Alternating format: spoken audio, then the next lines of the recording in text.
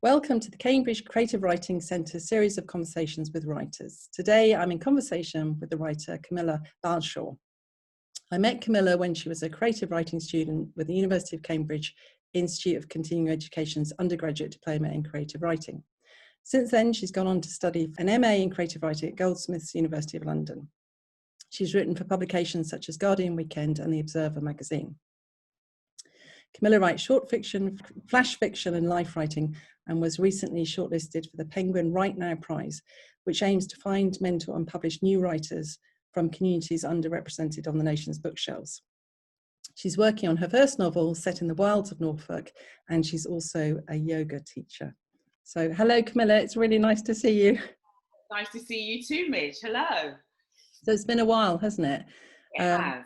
And I was thinking back to the assignment you did for the non-fiction term, and I remember it really, really vividly, which I think is a sign of good writing. And I actually went back and looked at it, and I had it in my head that it was about you and you reconnecting with your dad, but also with your wider family and your cousin. And I had a very vivid impression of you being in a cafe in King's Cross.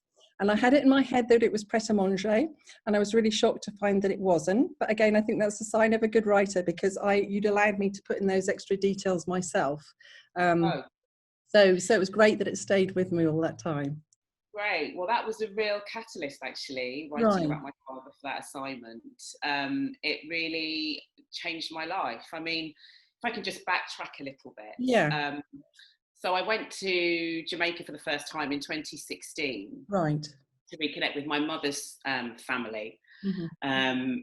There weren't that many left actually when we went to Jamaica, but it was just an opportunity for me really to see where she was from and reconnect with my Jamaican heritage. I'd never been. I went at the grand old age of 46. Wow. And it was amazing. And from that first trip in 2016, it really lit a flame, and I felt I had to write. So it was that first trip to Jamaica. And then after that, I got this message from a cousin, yes, that my dad wanted to communicate with me. And I went to Nigeria for the first time in 2017. Gosh. So they were huge catalysts for me, going to one Nigeria where my dad was born, and then to Jamaica where my mother was born. And it really just changed my life in terms of my writing. And I found since then I really want to explore those cultures in my writing. Yeah. So what kind of writing had you been doing before that? And have you always been a writer, do you think? Or was it something that really kind of turned into writing? I think I always wanted to write, Midge, if I'm honest. I loved reading. English was my favourite subject at school, as was drama. And I always loved writing stories at school, spelling tests. You know, I loved English, but I couldn't imagine myself as a writer. It wasn't in my vocabulary. Right. And so I started writing. My first published piece of writing was when I lived in Tokyo. I lived in Tokyo in my 20s. Right. And I got involved with an academic out there who started a magazine called Blacks in Asia. And he was an amazing man, and he really opened my reading life up, reading life as well. So I got some things published in that, but I never thought of myself as a writer. I just wrote a few articles about health, about music, a little bit about literature.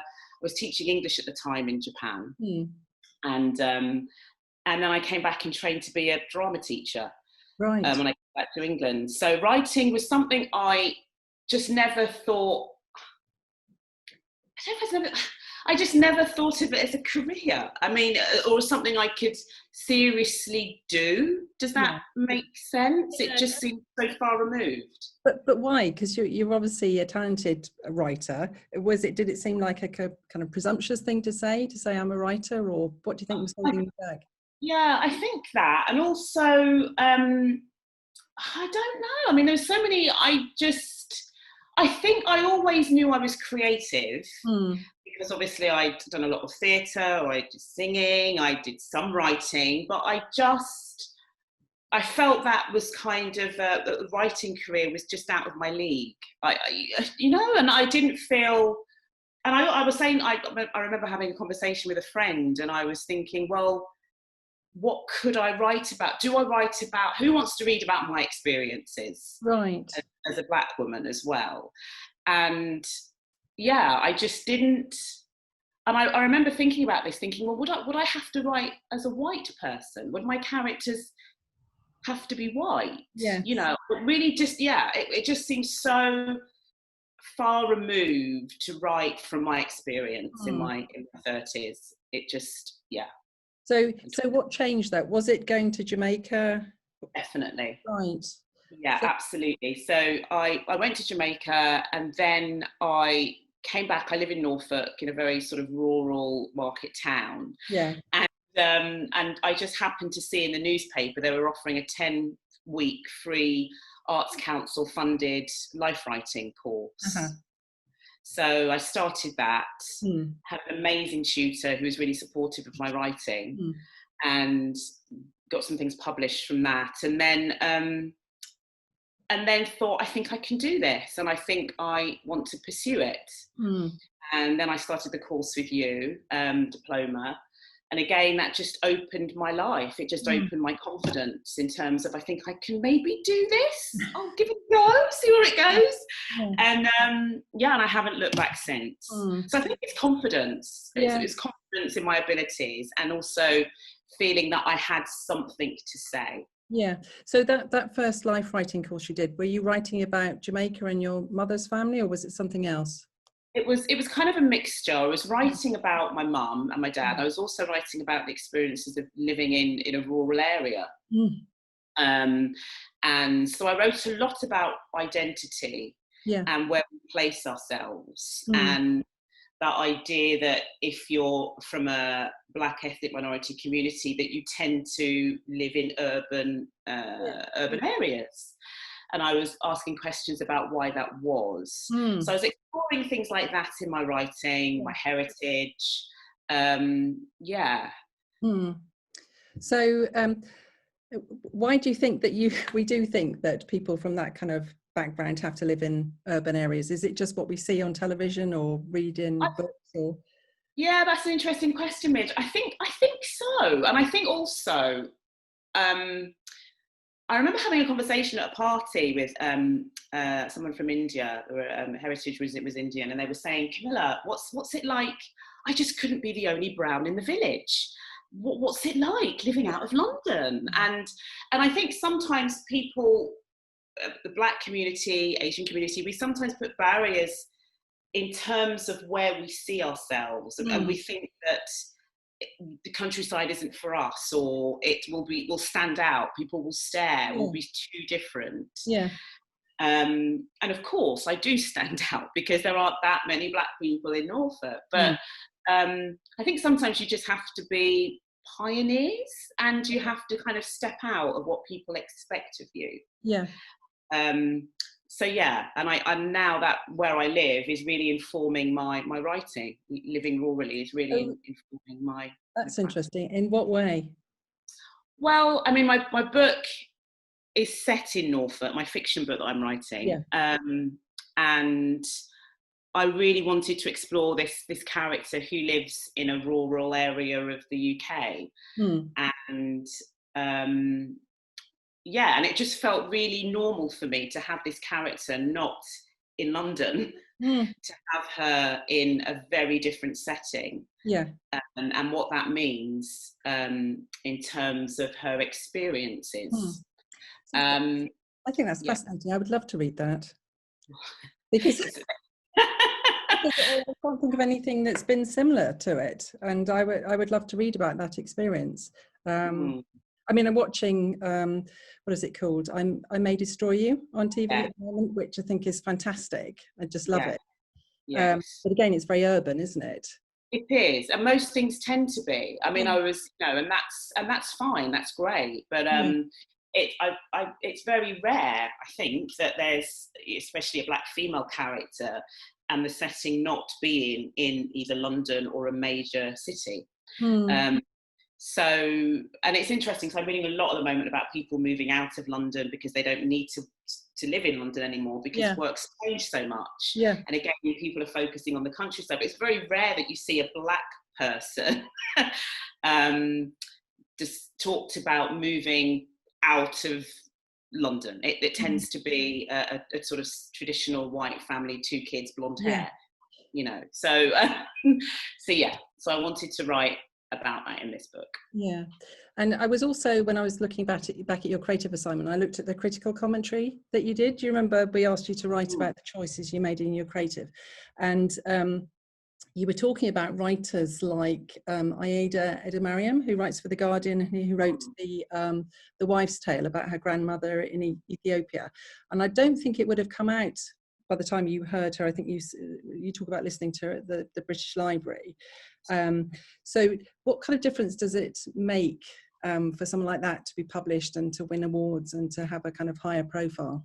Well, it's fantastic, and I mean, I've got her book, and it's an amazing book, beautiful, and I think the memoir at the moment. There's a lot of non-fiction books that really explore identity and heritage, and I think it's a really important conversation that we're having around where we belong.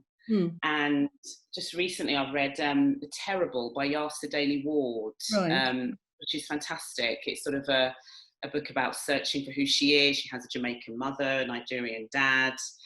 I think there's another book that's just come out. I can't remember the author's name, but again, it's about this whole idea of where we place ourselves and identity and heritage. And they're themes, they're really common themes for second generation, immigrants, about where we belong and where we sit. And I'm constantly drawn to that narrative, of kind of wanting to read readers who are really trying to understand who they are. Yeah. And because that was my journey. Yes, and you said the Wife's Tale was beautifully written, and one of the reasons I was drawn to it was the fact that it's quite difficult to pigeonhole, and her grandmother would have been someone who would have been completely wiped out of history because she didn't write anything down. So a lot of it is oral history and kind of reshaping her story. And for me, that's really important, that we kind of try and reclaim some of those stories that would have been lost otherwise. Absolutely. Yeah, absolutely. And I'm finding that just talking to my mum about her experiences of coming to the UK, and my Nigerian family, about their experiences coming over in the 50s, which were very different from my mum's, because they were from quite a wealthy Nigerian family. My mum was much more working class Jamaican family. Yeah. So you've got these two very opposing experiences. And again, a lot of that, especially for my mum, is just from memory, and it's wonderful because it's so evocative of the time. And I want to do that justice when it comes to my non-fiction project, to really do that justice and give her voice some urgency, especially around what happened with the Windrush generation, with the whole scandal. So it's so important. It's so important. And when this fiction beast that I'm writing eventually is finished and I can focus on the non-fiction, it's something that I'm really looking for. I love going back to, I'm always drawn to my father and my mother and their experiences in my writing. So with your parents, is there a kind of angle there, or are you just going to see what their story is and see how you might tell it? I'm kind of weaving it into it's sort of a quest, really, because obviously I had no relationship with my dad for a very long time. So it talks about, I juxtaposed finding my father with also living in Tokyo, and having a very strange other career as a singer. Well, that's a long story, Midge. So it's a kind of story about a quest for my father, but it's also interspersed with music and culture and heritage. Yes. And when you went back to Jamaica, I mean, how did it make? Well, not back, because it was the first time you went, wasn't it? Did it kind of? I mean, how did you feel? And did it suddenly make sense of things in your past, or did it change the way you viewed yourself? Yeah, it's really interesting. It's really difficult to articulate, Midge. I think I just had this huge urge to write and to really access that part of me that I think I'd just sort of I'd forgotten about. I'd pushed it away. And so going to Jamaica, and then coming back and finding out there was a free 10-week course, kind of, it just felt like this was the path I had to take. And then I did a couple of courses at City Lit. So I don't know, would I be writing now if I hadn't have gone to Jamaica? I asked myself that question, you know. Well, it's funny, you've talked about going to places. I mean, are places important to you? Do they kind of ignite your creativity in some kind of way? I think they do. I think they do. I'm always drawn to stories that have a real strong sense of place and setting. So yes, I think so. And I think where we're from is so fundamental to who we are and where we find ourselves. And at the moment I find myself in Norfolk, who knows how long for. But it certainly is going to really inform a lot of my writing, because it's sort of very precious, that place that you mark as home. So we'll see kind of how that takes me and where that takes me. But sorry. No, go ahead. I was just thinking about your question as well about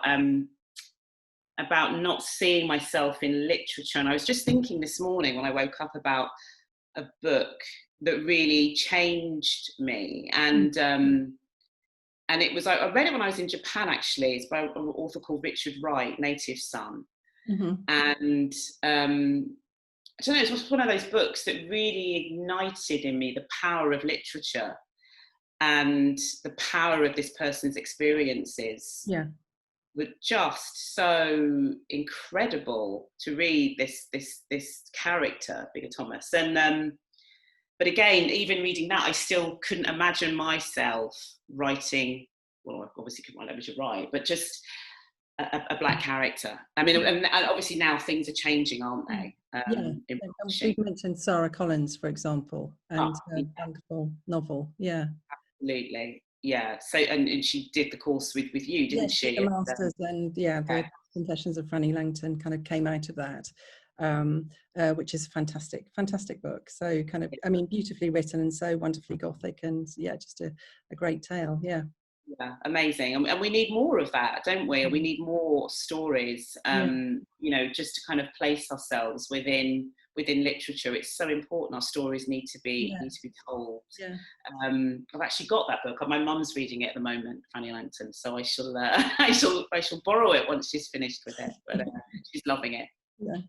And so how has lockdown been for you, and being kind of confined to Norfolk?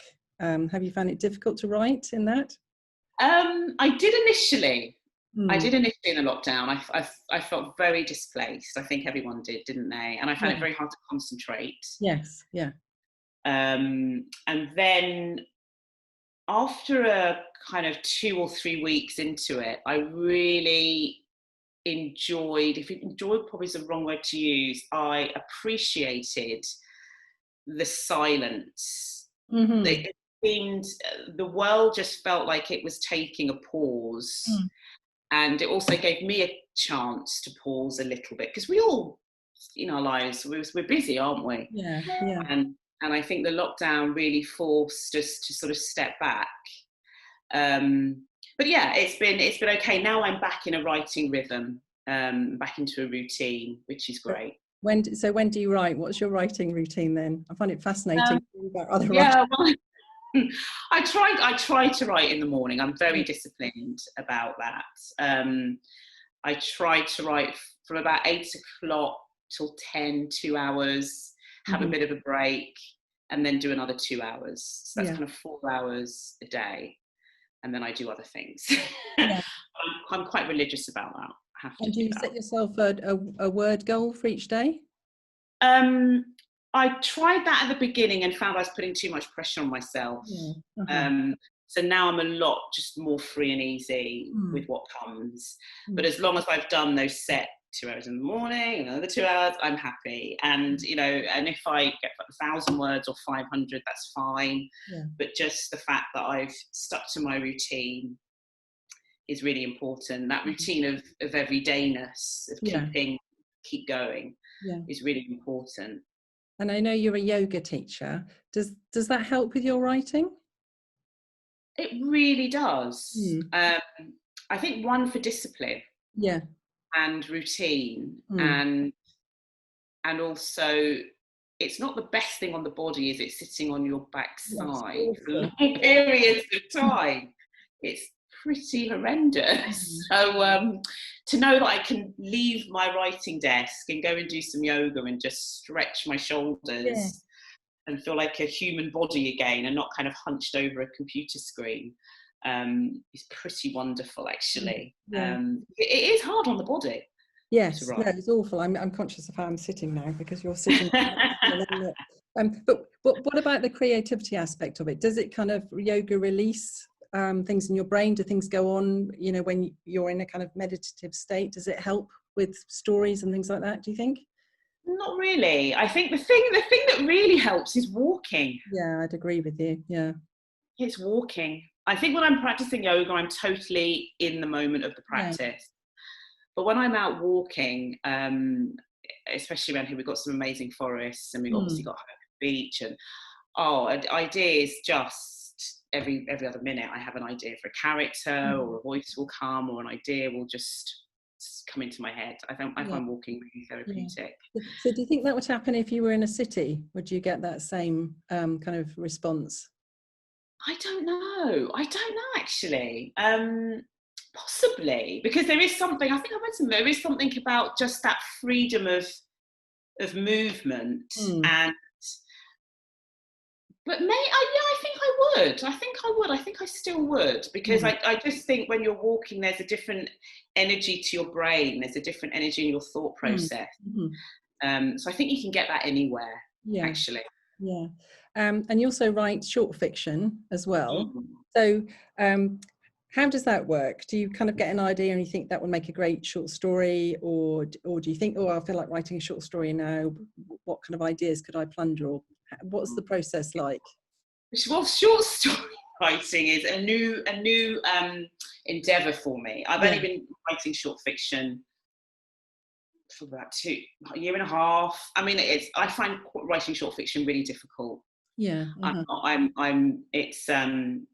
find writing difficult, full stop. But writing short fiction is, it's hard. Yeah, well, you have to be so succinct, and you have to really.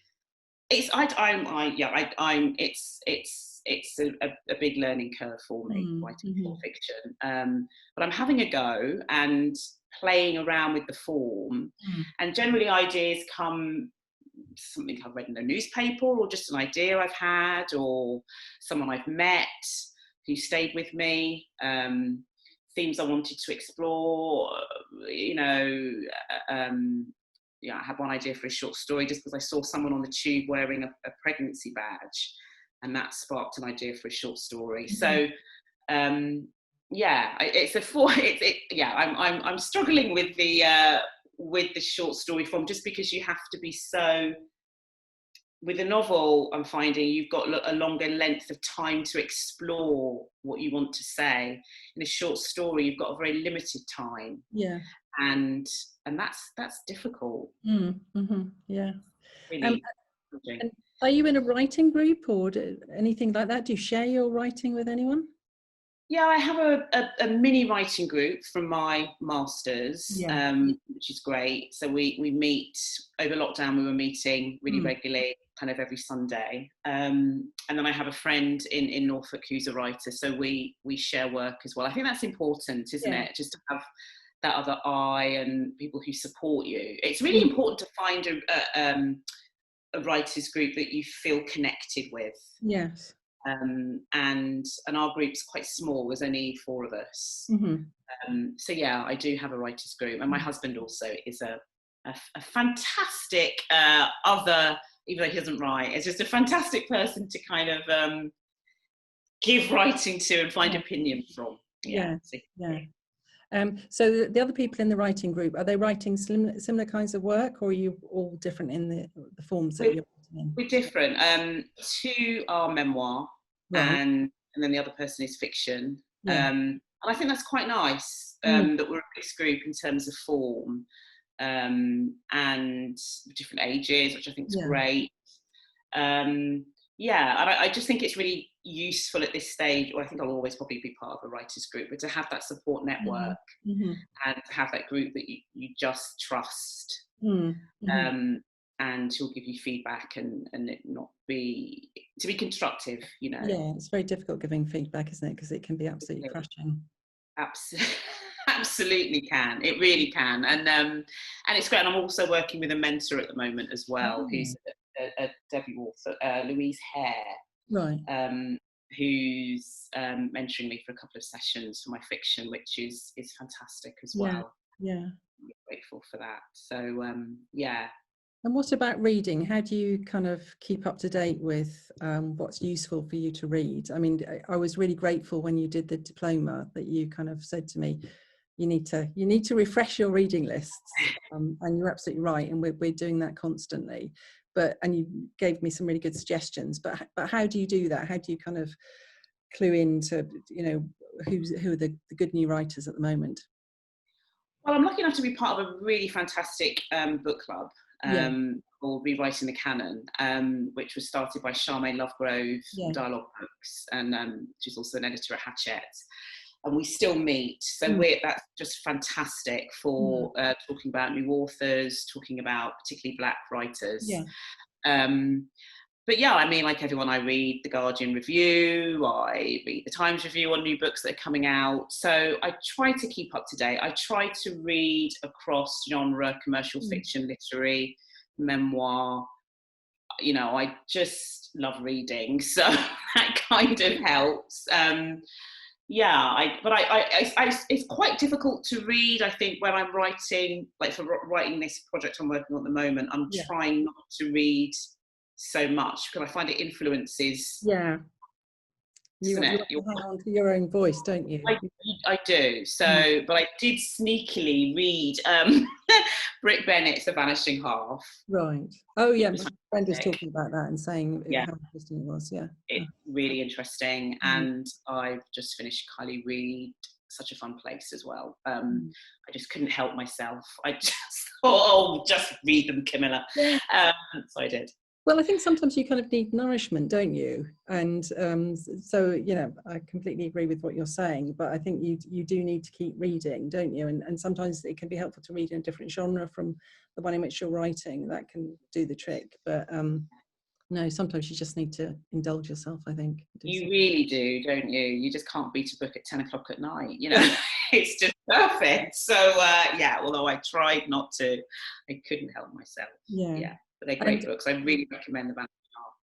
And do you go to when we're allowed to, the cinema much? Do you watch TV as well? Is that an influence on you? I'd say the biggest influence on my writing is actually probably theatre. Right. Because I watch a lot of theatre. And because I used to do some acting, I love character-driven narratives, and but yeah, I just find theatre really, and film actually, really useful for story and structure, and theatre really helps me with my dialogue. You know, it's fantastic for dialogue, and also, I mean, I find it, I'm not a very descriptive writer. That's something I'm really trying to work on. It's funny, I was listening to a podcast by Kit DeWall, and she sort of said the same thing, that she could just write dialogue all day. And I'm the same. I find dialogue quite easy, but I have an ear for dialogue. But for description, I'm really trying to work on that a lot more. Yeah, because again, going back to your creative piece, which I reread, you were using your senses quite a lot, which I thought was very effective in description and in describing your father as well. Is that a technique you still use? It is. Yeah. Yeah, it is. I'm really trying to use the senses to really get way more feeling and emotion into my writing, and to just, yeah, I think working with the senses really helps. And I'm just trying more and more just to give that little bit of texture and feeling and tone to my writing. And that's why, you know, you do have to keep reading, don't you, other writers, and just keep learning. Well, and also I think it's quite helpful to read something you hate, because you think, I don't want to do that, and that hasn't worked, because, you know, I think it makes you more critical of your own writing in a good way. Yes, I think you're right, actually. You're right. But I mean, the wonderful thing about having writing in my life, that it feels that I'm only going to hopefully improve, you know, and get better. Yeah. There's no end game, is there? It's a constant evolving. Yeah. And that's why I think I really enjoy editing, because you've got something and you can only make it better. So I think editing can be really creative in itself. Yes, and I think do you have that moment as well of letting go of your writing when you say, this is it, I can't make this piece of work any better? Yes. Or do you hand a piece of work and they think, this is it, it needs work, but there you go? Well, I think I do as well as I can, and then I let it go. But it's amazing how just sleeping on something or coming back to something in a week's time just allows you to see it in a different perspective. And I remember hearing, who was it? Someone reading from a published book, and someone said, so when do you stop editing? And she said, I was editing as I was going along, you know, from a published book, because even if something's published, you can still take words out, you can see repetitions. So it kind of never ends, does it really? No, that's the beauty of it. In many ways, isn't it? It's it's a real gift. And I love looking at, you know, a really accomplished writer and drafts of their work, and seeing how they've just torn it to pieces, really. And you think, well, if someone like that can take that approach, then we can all learn from it. Absolutely. Well, I think I read somewhere that Michaela Cole for I May Destroy You wrote 192 drafts. Yeah. Isn't that amazing? Yes. I mean, wow. Yeah, just incredible. Unbelievable. So and I think that just shows a kind of dedication to hard work as much as everything else, and kind of being a perfectionist. And it's so slick, isn't it? And so kind of authentic. I think it kind of takes hard work to be authentic, doesn't it, really? Absolutely. And I think also what's great about her work is just that rawness, and that because I think just to go back to watching that, I was just blown away by seeing a Black female character in her 30s on our screen, and obviously the trauma this girl was going through, and how she managed to pull off trauma with humour and light, and then darkness, and it was just incredibly clever. I mean, I haven't watched all of it yet, but I love the fact that I'm not quite sure what it is or where it's going, and it seems to change directions so often, so you can't actually relax for a minute. Because, it'll dart off in a different direction, which is amazing. And I think I read somewhere that also she's thinking about writing fiction next, so I think we need to be prepared for Michaela Cole's fiction debut. I think it would be amazing. I think she could do anything, really. Yeah, I agree. I absolutely agree. I really do. We're very lucky to have her. When is your novel going to be finished then? Oh, that's a good question, Midge. I don't know. I'm still editing at the moment, and just getting lots of feedback from my mentor and my writing group. So I'm hoping to send out to beta readers soon. Just like soon, without being an actual. That's good enough. Yeah, it will be sometime this year. So we'll see how that goes, and then hopefully going to start on the memoir. Pretty soon, hopefully. Remember you promised you'd come back and do a reading at Madingley Hall. Oh, I'd love to. I'd absolutely love to, if you're happy. I'd love to do that. That'd be amazing. So it all started, so I'd love to come back and see you all. Fantastic. Great. Well, it's been really nice chatting to you. Thank you for joining us for this conversation. We hope you can join us again for the next one. You'll find more information about the books we've mentioned and the courses we run in the description box below.